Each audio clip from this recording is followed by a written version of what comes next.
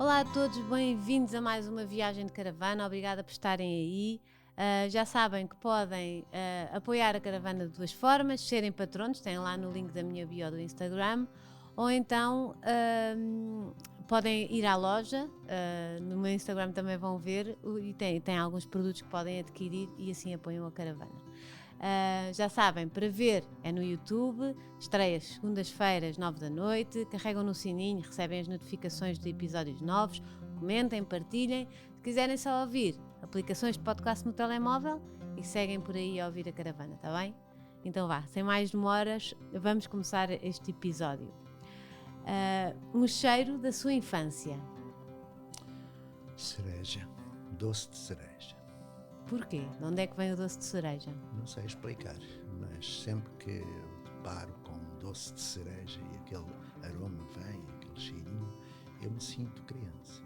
Ah, é? É Engraçado. verdade. E tinha na sua infância ou não se lembra? Sim, muitas vezes, porque era comum lá na casa fazer-se esse doce. Quem é que fazia? Minha mãe. Ah, que engraçado. É tão giro como há cheiros, não é? Que nos fazem voltar ao passado. Um dia para o qual não quero voltar, não gostava de voltar. O dia em que morri. Então, Teria de explicar muito bem que eu morri e voltei. como assim? Quando é que isso aconteceu? É uma longa história, não sei se vale a pena. Vale muito a pena. Bom, eu vou ultrapassar alguns pormenores. Depois voltamos a reconstruir isso tudo, mas agora... Vou tentar resumir. Nasci numa região da cidade do Porto, muito pobre, na Ilha dos Tigres, como chamavam, num lugar onde não entrava polícia nem ambulância e onde em cada 5 nascidos, 4 morriam antes dos 4 anos de idade, pouco depois da Segunda Guerra Mundial acabar. E contraí uma pneumonia, fui para o hospital. Tinha quantos anos? Tinha 9 meses. Isto foi-me contado pela minha mãe, portanto é muito falível aquilo que eu possa traduzir.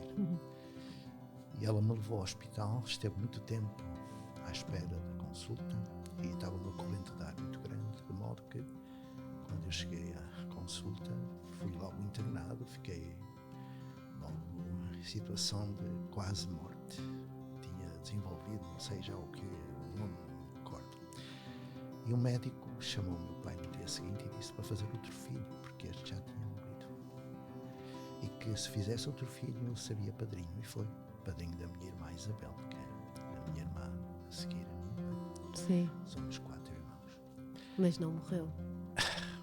Foi esse médico hoje tem um nome no hospital, era um médico pneumologista muito importante. E ele disse ao meu pai que fizesse porque ele tinha falhado. Acontece que passado 2 dias chamou o meu pai de novo e disse: olha, ele voltou à vida, não entendo isto.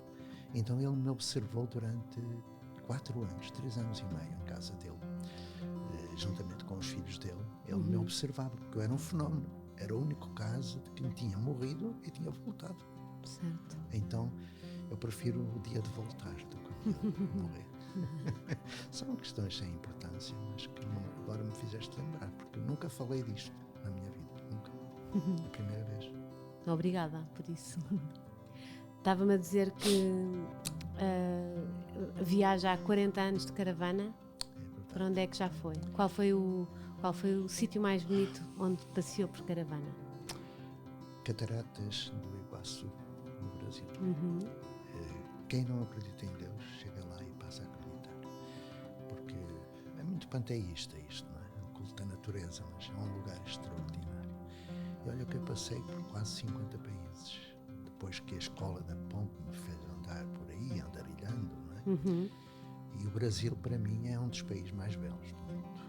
E a Cataratas do Iguaçu, então, sempre que eu posso, eu vou até lá. E eu sinto assim um pequeno sotaque, isso é já de muitas viagens de caravana para o Brasil.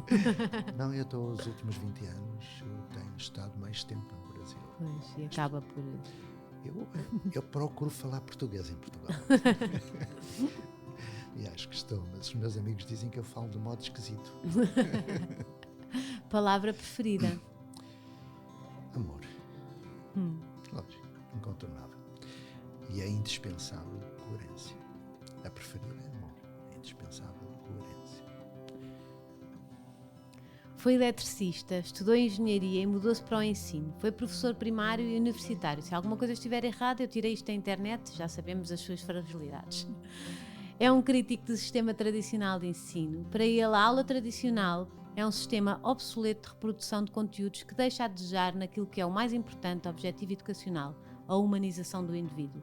Diz que alunos do século XXI são ensinados por professores do século XX com práticas do século XIX. Defende uma escola sem turmas, sem ciclos, sem testes ou exames, sem reprovações, sem campainhas.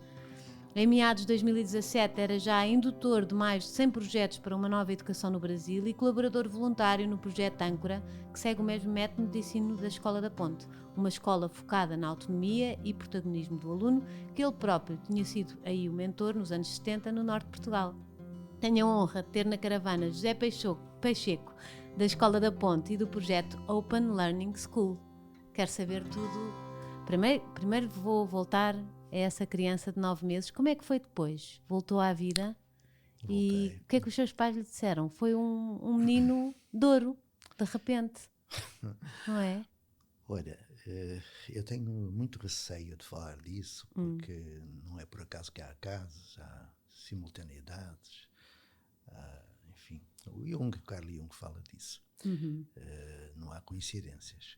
E esse médico me observou durante um tempo.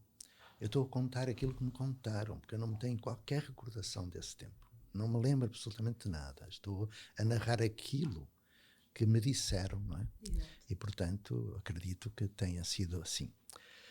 Mas, mais tarde, aconteceu algo extraordinário. É que, quando eu fui observado durante 3 anos e pouco, eu brincava com os filhos do médico, um moço e uma moça da minha idade. E aos 4 anos eu, enfim, deixei de estar lá na casa dele. Quando aos 30 e poucos eu precisei de um médico, a primeira vez que eu precisei de um médico, aos 34, 35 Só depois anos. disso, ou seja, sempre um rapaz cheio de saúde, Sim, apesar daquele momento. apesar. Então eu precisei de um médico e marquei uma consulta no médico. Era um médico dentista e há tantos médicos dentistas na cidade do Porto, centenas. Eu marquei um e sentei-me e quando eu vi o médico ele trazia escrito o nome do pai. Era o filho do Avelino Polido. Que foi o médico que... Exatamente, e que tem um nome num grande hospital, creio que é em Cabeceiras de Basto, ou Mundinho de Basto. Bom, coincidência? Simultaneidade? Sincronicidades? Não sei. Acho que muitas das coisas não têm explicação racional, mas mais ainda. A segunda vez que eu precisei de ir a um hospital, neste caso, foi num acidente que eu tive, quase morri.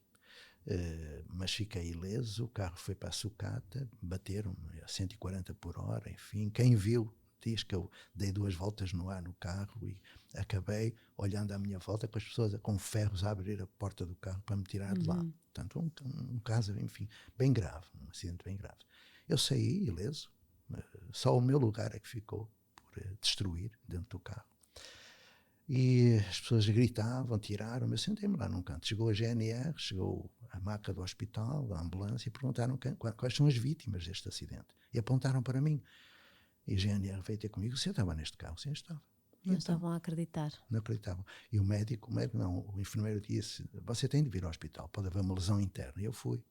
Quem foi que me atendeu no hospital quando eu cheguei? A filha do Avelino Polido. Podem pensar o que quiserem. Eu não costumo falar disto, é curioso. Tu estás a conseguir, eu falo de coisas que eu não consigo entender. Eu sou muito escovilheira. Parece. Parece. Não, é curioso que eu nunca falo disto, porque é algo que eu não entendo. Acho que a maior parte das coisas que nos acontecem, eu hoje estou com mais de 70 anos e dá para perceber um pouco isso, não tem explicação racional, é esotérico. Nada acontece por acaso. E aquilo que eu me preocupo neste momento é que vejam. Nada. Era uma ideia que me estava. É melhor. Agora fiquei curiosa. Não, é que eu sinto que tudo fez sentido na minha vida. Eu quero viver muito mais, é evidente, mas tudo fez sentido. E tudo tudo fez sentido. Tudo o que eu fiz na escola, na educação, que não fui eu que fiz, foram muitas pessoas, mas muito por, enfim, por uns gestos meus, não é? Faz sentido, tudo. Mas isso... E é bom chegar-se aí, de repente, está com 70 anos, 71, não é? Quase 71, Quase daqui 71. por um mês. E de repente dizer tudo fez sentido. Isso se deve saber muito bem numa pessoa. Faz e não faz. Faz porque valeu a pena estar por aqui e partirei tranquilo. Mas não faz porque sinto que deveria ter agido em alguns momentos de outro modo. Porque a vida de andarilho me privou de estabilidade emocional e afetiva, por exemplo. E me privou, sobretudo, de dar mais sentido àquilo que eu faço. Ou seja, ajudar os outros mais do que a mim próprio. E por isso, muitos dos projetos que eu ajudei a fazer foram destruídos, porque eu não cuidei das pessoas. Sim, mas tem feito um enorme trabalho e acho que sim. Que pessoas são essas? De quem é que não cuidou? São muitas pessoas que tiveram um sonho. Eu costumo dizer que eu sou um velho, não é? Um aprendiz de utopias e serei até ao fim da vida. Prefiro às distopias. Sou um designer educacional e um professor de chão de escola. Eu trabalho muito no chão de escola. E essas pessoas que eu falo foram pessoas que eu desafiei, convidei para fazer algo.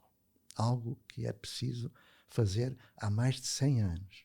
Há mais de 100 anos. E que a Escola da Ponte conseguiu fazer. E foi fazendo, foi mudando um bocadinho. Mas muitas dessas pessoas eu não consegui resguardá-las de alguns efeitos, de reações enfim, do poder público, de burocratas, e acabaram por desistir do sonho. E isso Mas isso não é culpa sua. Não sei. Eu sei. Não sei. Vamos voltar. Então, cresceu no Porto, numa terra muito pobre. Como é que foi a sua infância? Ainda assim, com muita pobreza, foi feliz? Teve uma infância feliz? Eu não tive infância. Não teve? Eu estou na infância.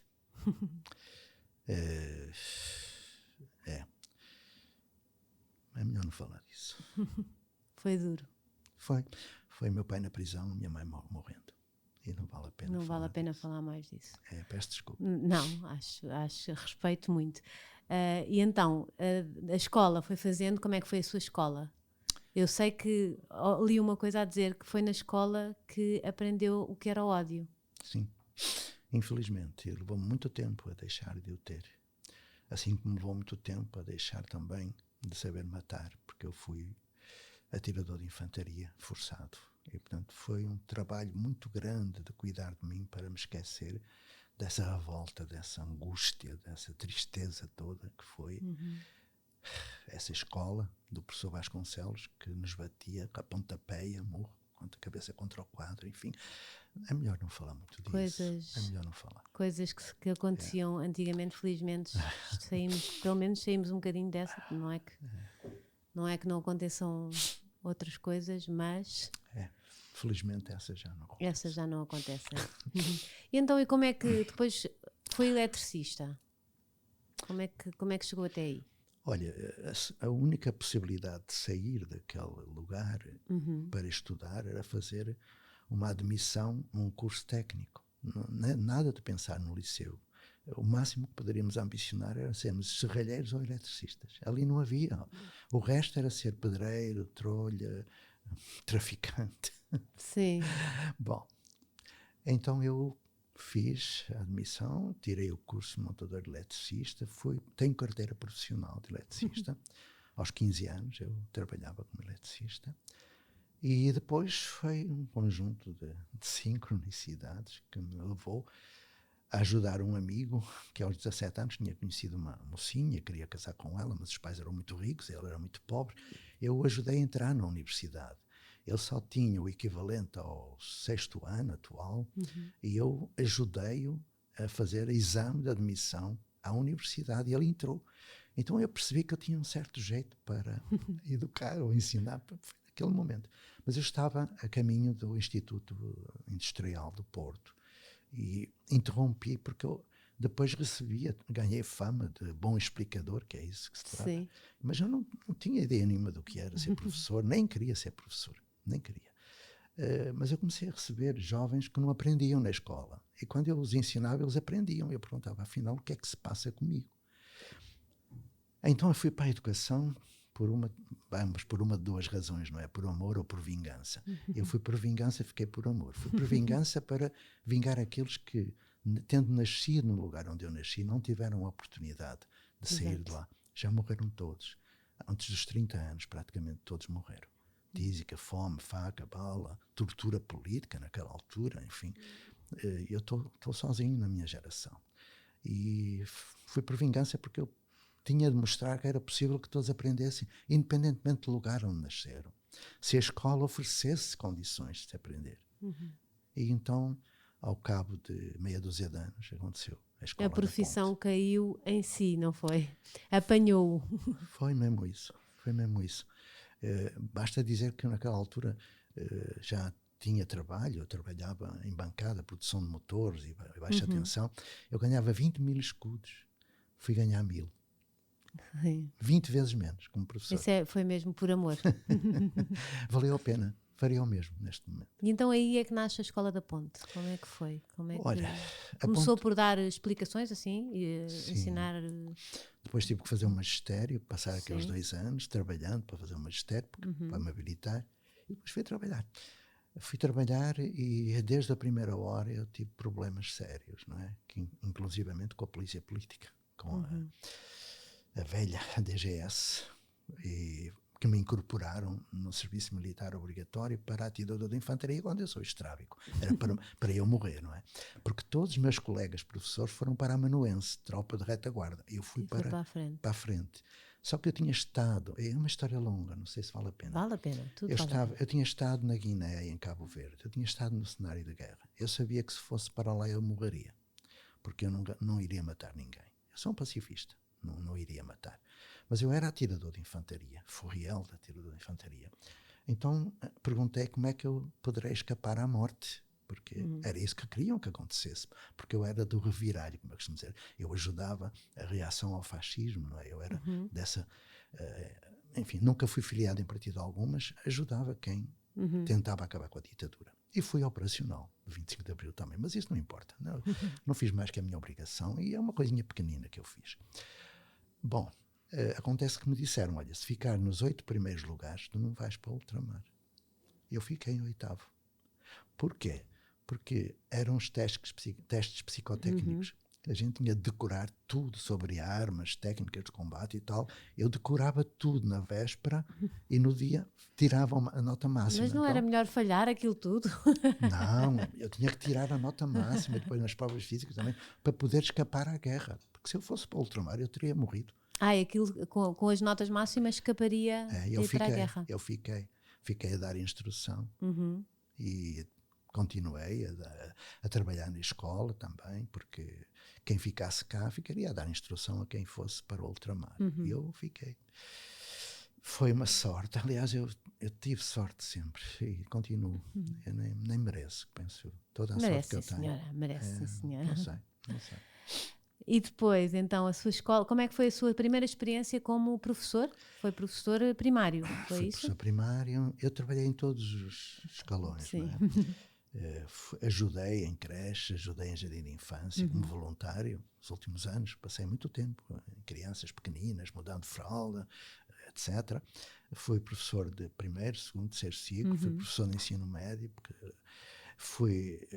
tinha praticamente a engenharia e sabia tecnologia, etc., e pude trabalhar.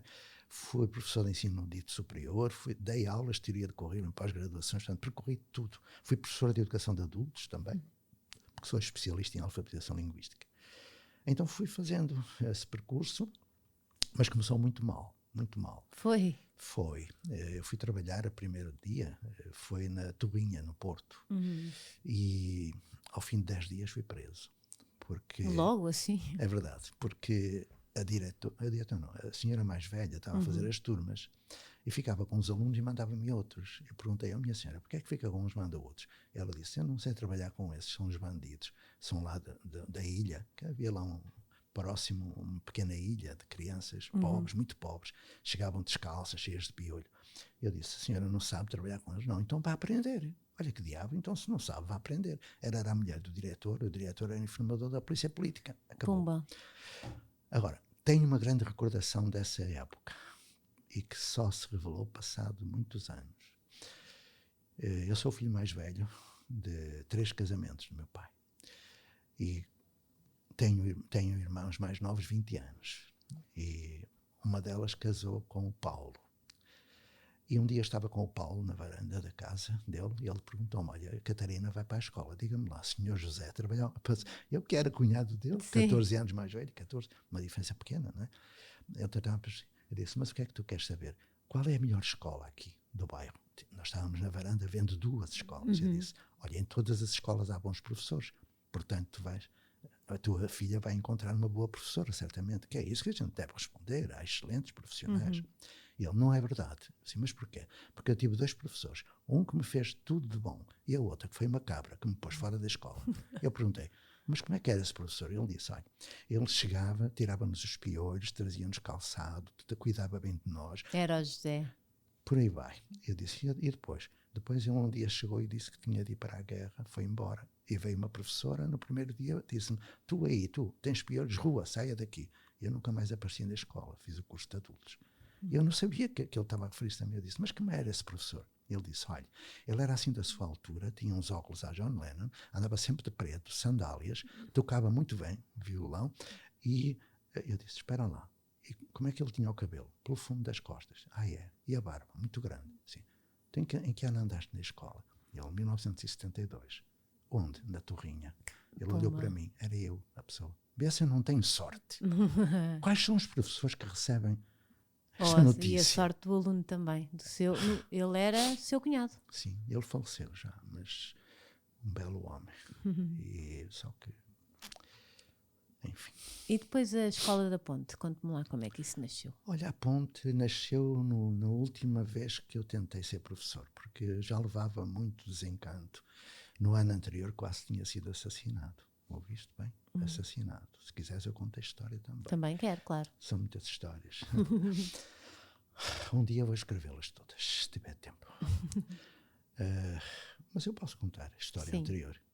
Eu fui trabalhar num lugar, numa aldeia, em 1975, logo após a Revolução dos Escravos. E essa aldeia não tinha energia elétrica. E a escola era chão de terra, entre uma corte de gado e uma casa em que a criança gritava todo dia. Não tinha condições para estar ali.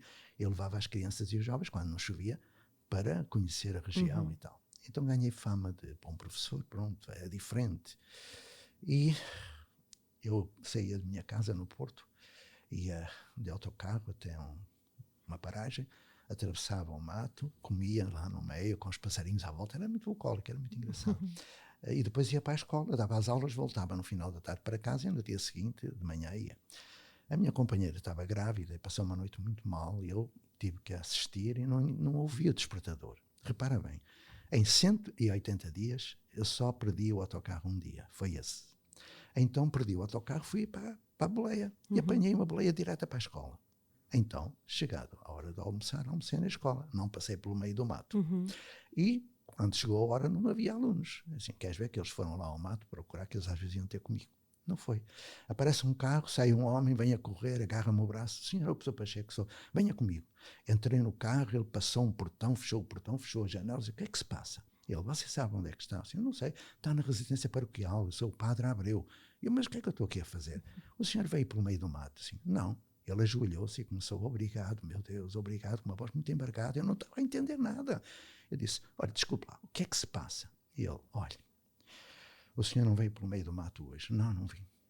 É que ontem uma colega sua, talvez por inveja, não sei, porque você é muito conceituado, fez constar um boato de que você, para explicar como nascem os bebés, pôs 2 alunos nus a simular sexo. E houve pais que acreditaram. E eu vi-os passar com facas e machados para ir ao meio do mato para o matar. Se eu tivesse passado naquele dia pelo meio do mato, Não estava aqui. seria a morte de um inocente, que eu não tinha feito nada disso. Bom, conseguimos uma reunião à noite. Eu lembro tão bem que não havia energia elétrica, eram os achotes e tal, uma coisa que estava a dar um filme.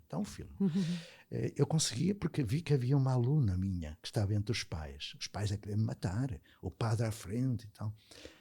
Eu disse, Margarida, podes vir aqui? E ela veio. Diz lá aos vossos pais se é verdade aquilo que estão a dizer. E ela, o quê? Que eu pus meninos nus. Não pôs, começou-se a rir. Os pais fizeram um silêncio. Perceberam que podiam ter cometido um crime hediondo. E um pai disse, foi a professora fulana que disse. E os pais, vamos lá à casa dela. Assim, não. Depois era eu que dizia, não vão. Já está tudo com a fúria e nesses momentos são perigosos. E agora, isto tem um desfecho.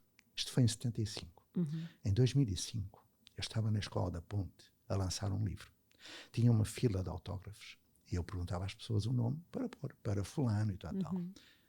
E aparece uma senhora, eu perguntei o nome, ela, Margarida. Eu, olha, enquanto escrevi, eu tive uma aluna Margarida que me salvou a vida. E ela disse, professor, olhe para mim. Eu olhei, eu sou a Margarida. Eu venho trazer o meu filho para esta escola. A sua vida é só coincidências, entretanto. Então, no ano seguinte, eu fui para a Ponte. Porque eu me assustei, eu podia ter morrido naquele dia. Eu disse à minha companheira, vou desistir. Ela, não, concorre outra vez. Eu fui à lista da cidade do Porto, à lista das escolas, e tinha Aves, era a primeira freguesia. Tinha Quintão e Ponte. Eu, Ponte, olha que bonito, Ponte. Eu não sabia que existia aquela. Então fui concorrer, pus lá, e fui. Era como concurso público? Era assim? Escolhia? Sim. Era. Nós escolhíamos a partir de uma lista. Sim. E eu fui. E quando cheguei, a diretora disse, ainda bem que chegou um homem, nós temos aí uma turma de lixo. Turma de lixo, eu já tinha lido que tinha contado isso. Uma coisa triste, chamar lixo seres humanos. Nós precisamos de um homem, porque eles batem nos professores, mandam as pessoas para o hospital, assim, as professoras. Eu, está bem. Então começou assim, eu comecei com uma turma de lixo num lugar onde não havia quarto de banho, onde, enfim, nem vou descrever aquilo que era aquela escola. A escola tinha 4 edifícios e destinaram a turma de lixo para um edifício sem condições nenhumas. Era um edifício do século XIX, que o Sidónio Pais, em 1918, tinha restaurado. Imagina, 1918. Então foi assim, eu percebi que teria de aprender a fazer outras coisas. E como não havia professores que quisessem fazer comigo, eu fui com os pais. Com o Armindo, com o Egas, com o Barros, com a Clara. Isso, os pais da turma lixo, entre aspas? E não só, com outros. Como é que depois viu essa evolução dessa turma? Olha, aquilo que aconteceu foi que naquela vila havia um presidente de junta que era corrupto e violento e autoritário. E quando eu comecei a fazer coisas diferentes, ele mandou pessoas à escola, mataram os animais que nós tínhamos lá e com sangue escreveram na parede da escola morte ao professor, por exemplo. Não é? Para além de outras coisas que eu não vou falar, porque as pessoas são muito impressionáveis. Então, eu falei com os pais e disse, o que é que se passa? O presidente da junta, o que é que eu fiz? Com eles, criámos várias associações culturais, criativas, fizemos colónias de férias para as crianças. Eu comecei a ser conhecido como, digamos, um agente cultural local. Mas eu estava lá há 5 anos, fui eleito presidente de junta, com maioria absoluta, concorrendo com o outro. Sim. E a partir daí tudo se modificou naquela terra. Tudo. Eu só estive um mandato, o último mandato de 3 anos, que era 3 anos, agora que é 4. E foi embora outra vez. Aliás, nunca deixei de estar na escola. Essa escola foi a primeira vez no mundo, eu mais tarde é que percebi isso, que conseguiu passar do centro no professor para o centro no aluno, que é aquilo que no princípio do século XX, Montessori, Steiner, das Waldorf e tal, propuseram, porque era o paradigma da aprendizagem, mas que nenhuma escola tinha feito, a não ser Reggio Emilia, na Itália, mas no jardim de infância. Nunca na primária? Nunca. Então nós fomos os primeiros. E isso valeu-nos muitos dissabores. Porque enquanto que nós íamos para a Europa mostrar a ponte, o Ministério pedia-nos para ir, ao mesmo tempo fomos quase como encobertos com uma cortina de silêncio, porque nós perturbamos muita gente. Muita gente. Vem aqui destornar muitos preconceitos, conceitos e coisas muito enraizadas na nossa sociedade, não é? E sobretudo quando se fala da ponte, diz, não tem aula, não tem turma. O que é que tem? Sim. Tem o direito à educação para todos. acolhe o que os outros jogam fora. Síndrome de Down, paralisia cerebral, tudo vai para a ponte, tudo. Naquela altura não tinham inventado os THDs, nem a Ritalina. Então mandavam tudo para a ponte. Os hiperativos, os com déficit de atenção. Exato. E nós acolhíamos toda a gente e conseguíamos que eles aprendessem. Posso dar um exemplo? Claro. Pronto. Hoje fala-se muito de inclusão, mas eu não vejo inclusão em lado algum. Muito menos inclusão social. Acontece que há mais ou menos 30 anos atrás, um dos jovens que chegou à ponte, o nome dele é André Mesquita, ele ainda é vivo, com trissomia 21, síndrome de Down. Tinha passado por 2 escolas, não tinha aprendido a ler nem o nome dele, nem o nome. O relatório que acompanhava o André dizia que ele nunca iria aprender a ler. Aquilo que se chama profecia autorrealizada. Que o ensinássemos a apertar os botões das camisas, os sapatos. Eu olhei para aquele jovem e disse, o que é que tu queres ser? Não é quando for grande, o que é que tu queres ser? Ele perguntou, eu posso dizer? Eu disse, podes. Eu quero ser guarda-redes. E nunca ninguém me perguntou. Nós fizemos um projeto de vida com ele. Ele fez o ensino primário, ele fez um técnico profissional. E quando Portugal ganhou o Campeonato da Europa de Futebol de Salão, em 2018, o guarda-redes da Seleção Nacional Portuguesa é o André Mesquita. Tá? Incrível. Tem medalha de ouro de conselho. Tá?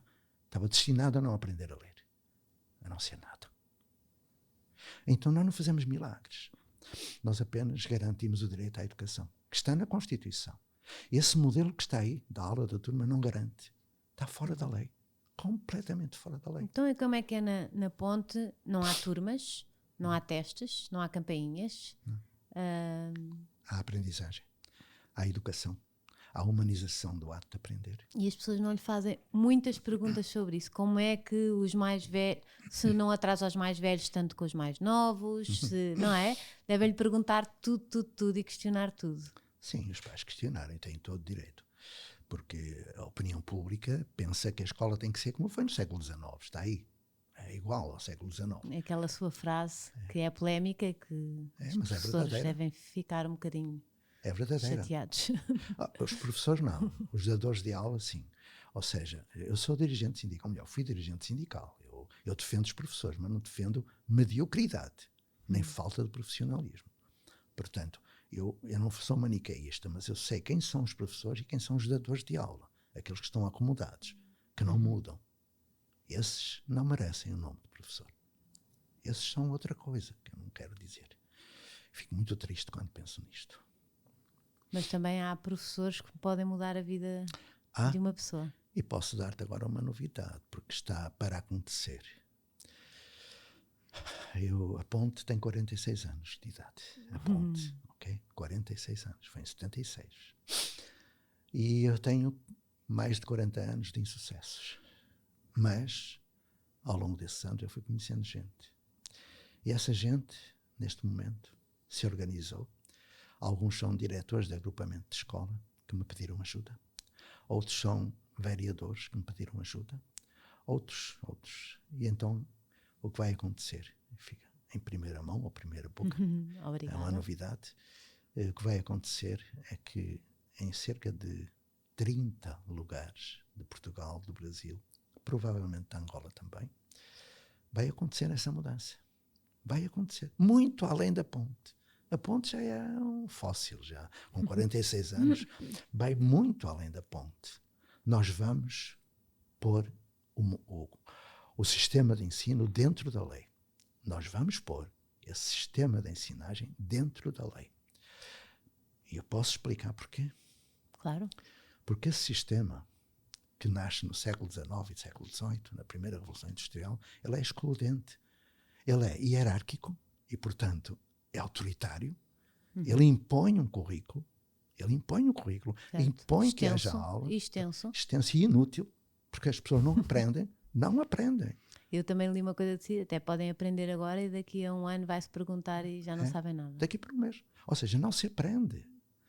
Porque não se aprende assim. A pergunta é, como é que se aprende? São as teorias, pronto, agora não vou entrar por aí porque não interessa, nem quero usar de jargão científico porque é presunçoso. Não, mas eu gostava de saber como é que se aprende. Como é que se aprende? Muito simples. Aprendemos uns com os outros, mediatizados pelo mundo. Frase célebre de Paulo Freire. Isto é, o centro não é o professor, mas também não é o aluno. É o vínculo que se estabelece.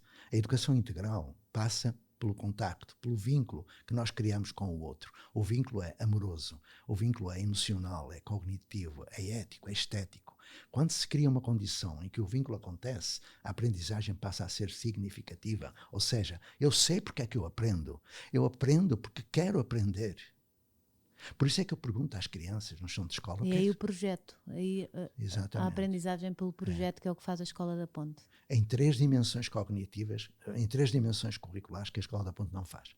Portanto, por isso que é o que eu digo que vou voltar à Ponte agora. Eu vou voltar à Escola da Ponte em abril para ajudar os meus colegas da Ponte a fazer aquilo que é preciso, que é ir além daquilo que já foi feito. Porque não se aprende sozinho, muito menos com o computador. O computador não pensa, não sente, não interage. Não filtra.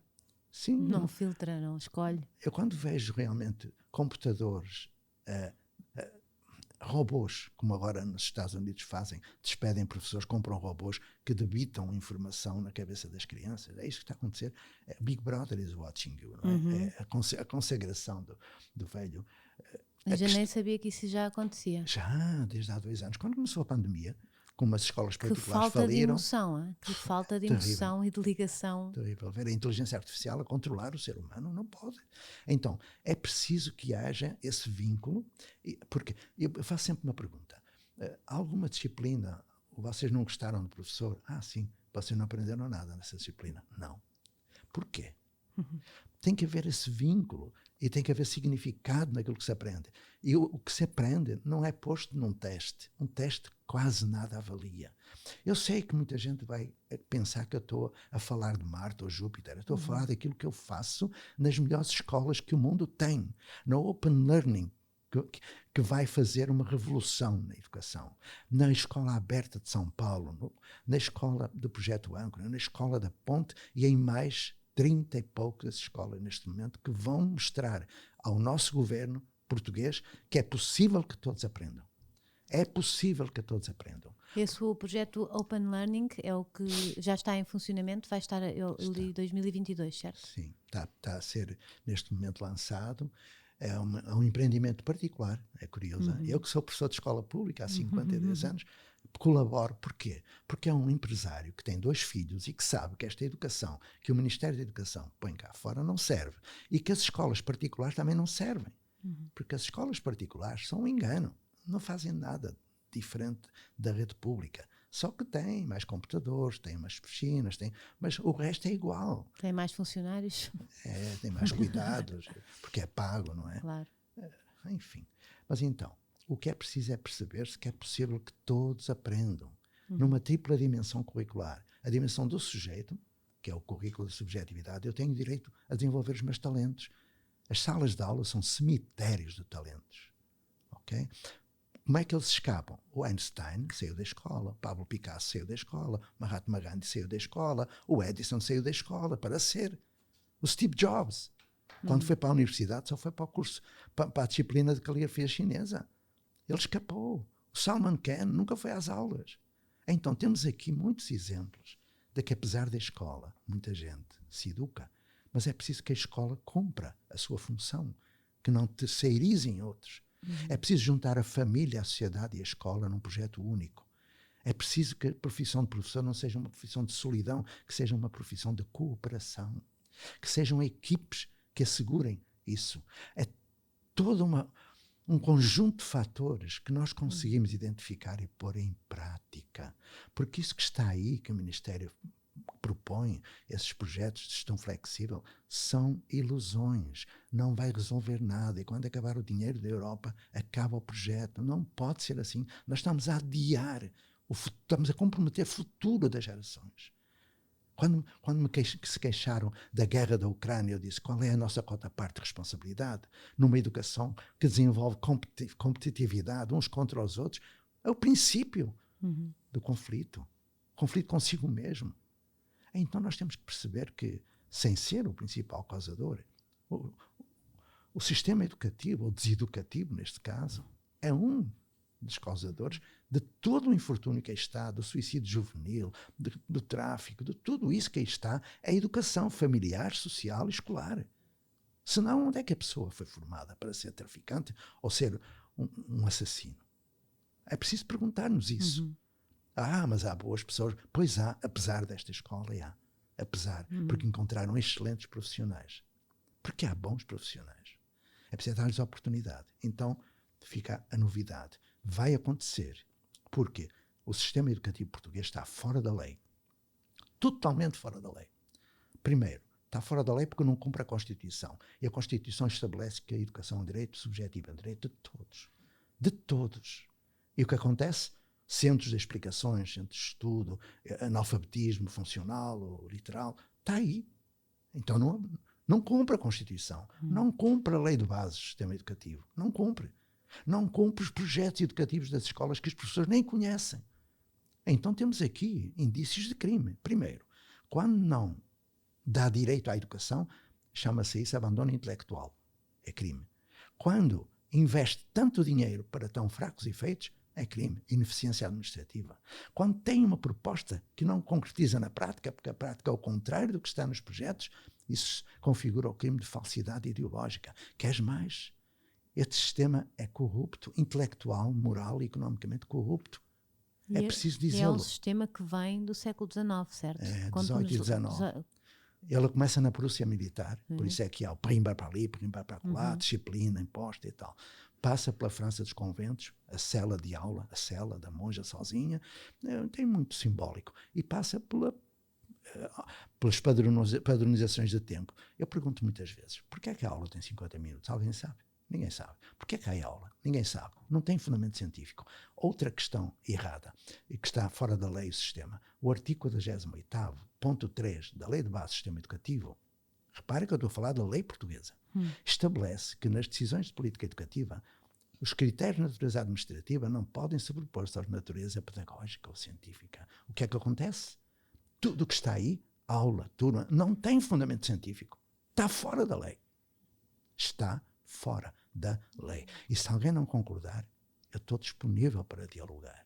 O Ministério nunca quis dialogar. Nunca. Como é que se ensina, não é? Sem ser em aula, sem ser numa turma dividida por idades? Como é que se faz isso? Eu posso dar-te outro exemplo. Um exemplo brasileiro. Pronto. Porque eu tenho estado agora 20 anos mais lá no Sul. É no Sul que está a começar a nova educação do mundo. É no Sul. Não é aqui, nem nos Estados Unidos. Daí não vem nada de novo.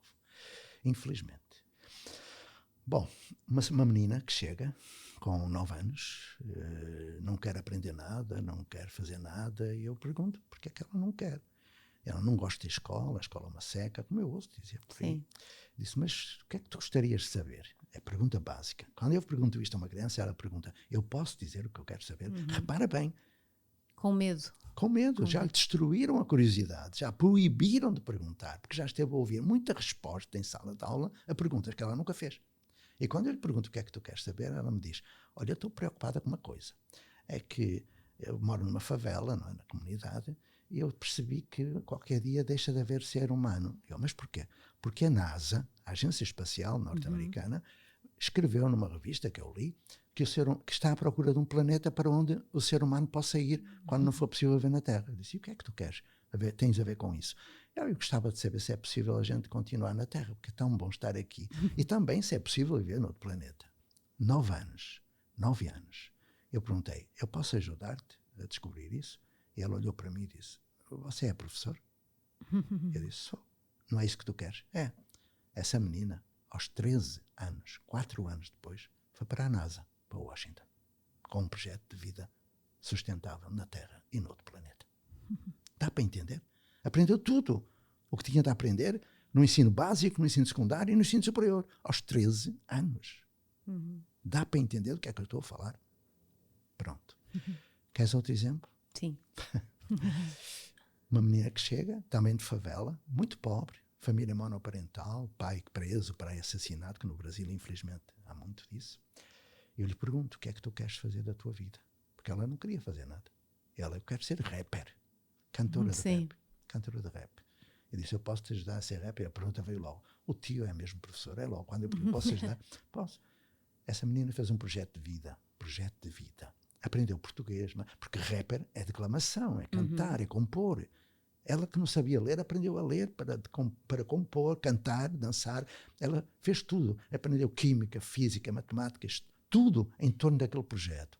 E aos 13 anos foi participar na abertura dos Jogos Olímpicos do Rio de Janeiro. Hoje é uma das maiores rappers do Brasil, MC Sofia.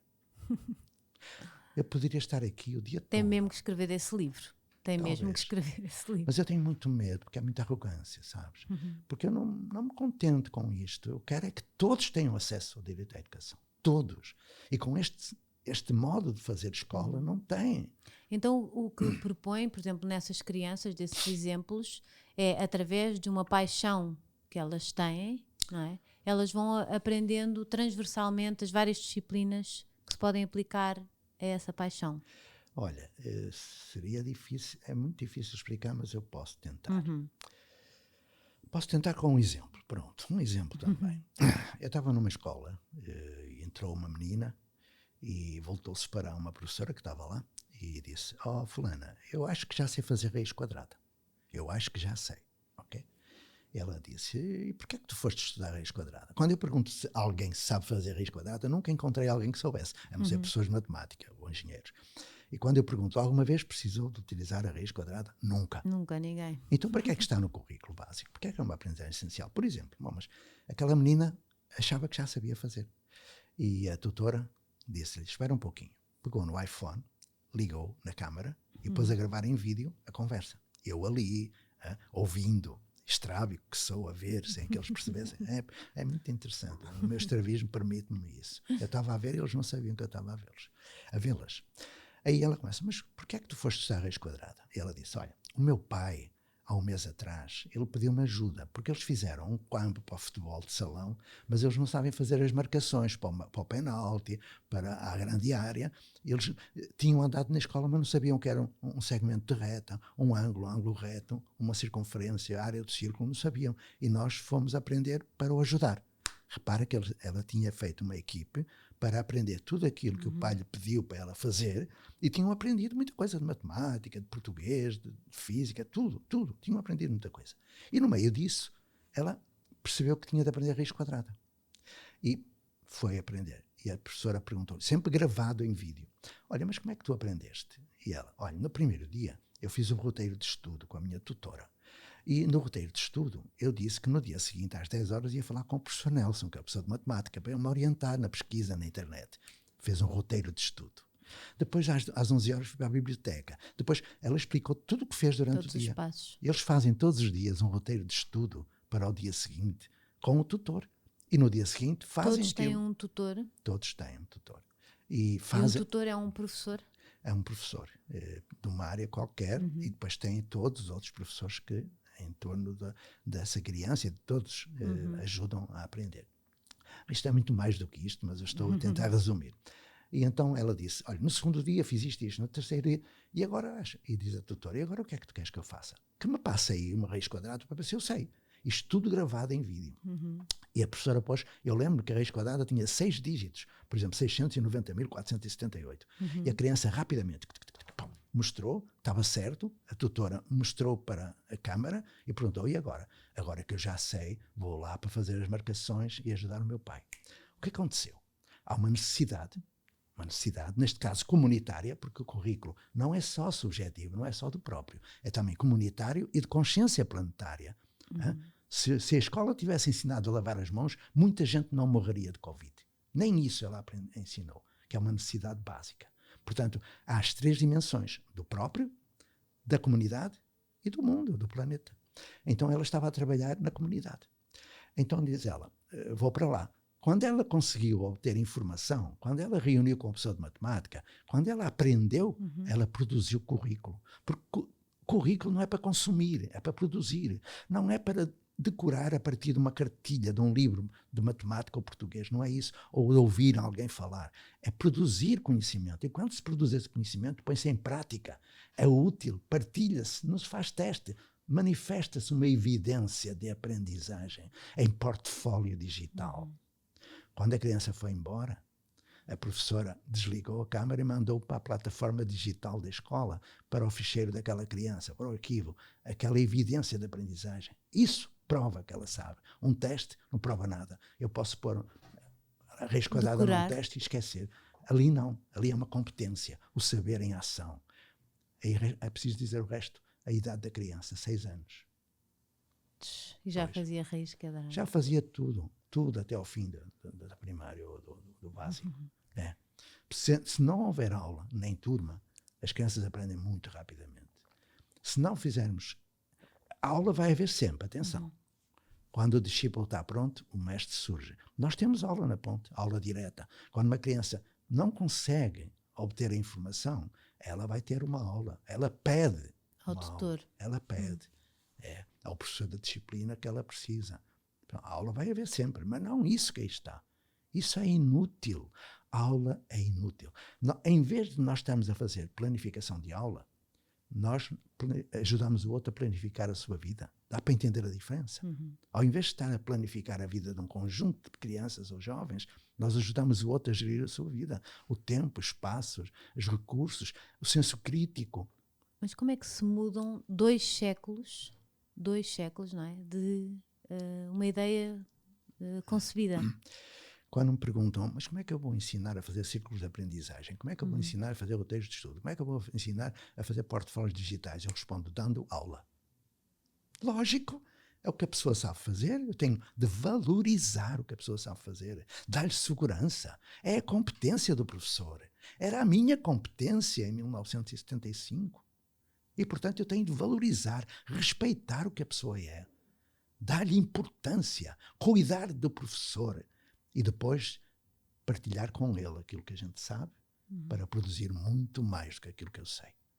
Então, tem sido um caminho de grande êxito nesse aspecto e que agora vai desembocar em pôr este sistema deseducativo do Ministério da Educação Nacional dentro da lei, de modo a garantir a todos o direito à educação. A partir de setembro próximo, pelo menos em 15 agrupamentos, tudo vai mudar. Como? A partir dos professores. Só no Norte ou Portugal todo? Todo Portugal, inclusive na Madeira e Açores. É verdade.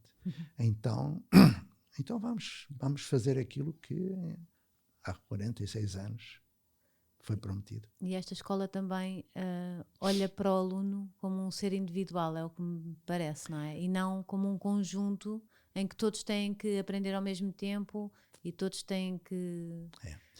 O currículo de subjetividade é isso mesmo, considerar o direito a ser aquilo que a pessoa é, mas no contexto de uma comunidade. São as comunidades de aprendizagem.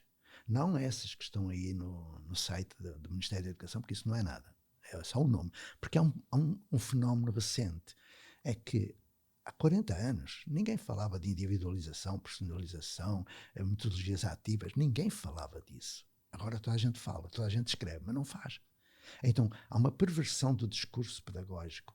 Apropriaram-se de tudo o que era a literatura das ciências da educação e agora dizem que fazem metodologias ativas, que consideram a personalidade da pessoa. Não consideram nada. Numa aula isso é impossível. E, portanto, há que contornar tudo isto sem tentar convencer quem quer que seja. Eu nunca tento convencer ninguém.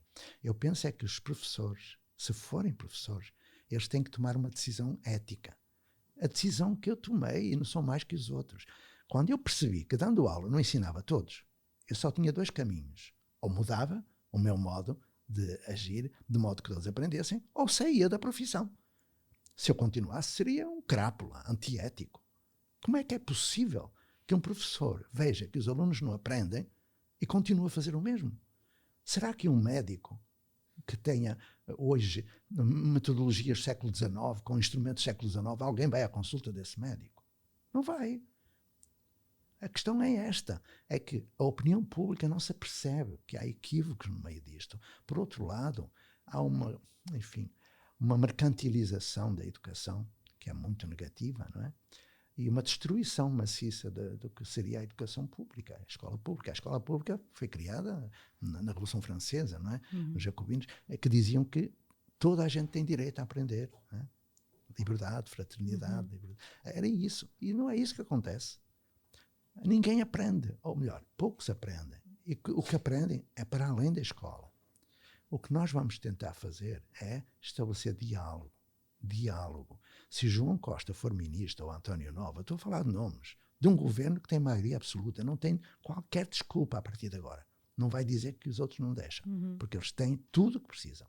Vão ser 4 anos e nada acontece por acaso. Voltamos ao princípio da nossa conversa. Tudo se conjuga para que aquilo que eu e outros sonhamos há 50 anos se concretize hoje. Vai se concretizar, isso te garanto. Só que eu não entro em confronto com ninguém. Eu quero diálogo. Espero que o Ministério entenda isso e que respeite o direito à educação.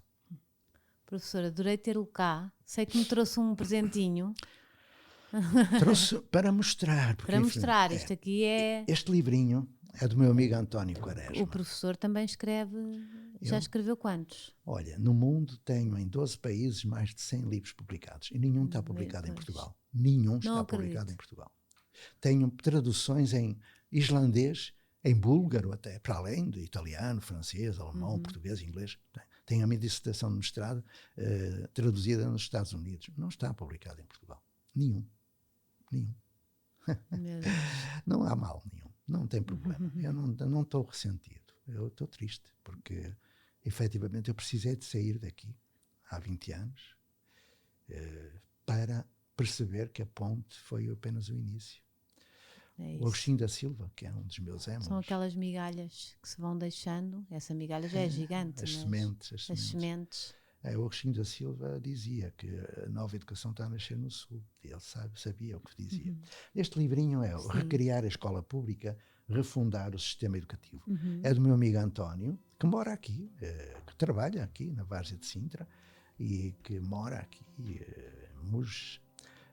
Ele escreveu este livro depois das impressões que teve em 2004, quando foi à Escola da Ponte, e da experiência que teve aqui na Várzea de Sintra, em que o proíbem de ser aquilo que ele é, e por isso ele vai para a aposentadoria amargo, mas eu vou com ele retomar o caminho da realização pessoal desse homem maravilhoso que é o António Quaresma, que não conseguiu fazer aquilo que eu e outros conseguimos, mas que vai conseguir agora. Ele são as sementes, estão a deixar sementes e isso é muito bonito. E na paz. Eu não quero confronto, quero diálogo, quero que as pessoas percebam que é possível que todos aprendam e sejam felizes. É essa a finalidade maior da educação. Professora, adorei tê-lo cá, muito obrigada. Obrigada por ter vindo e beijinhos para vocês, boa semana, espero que tenham adorado conhecer o professor como eu. Beijinhos.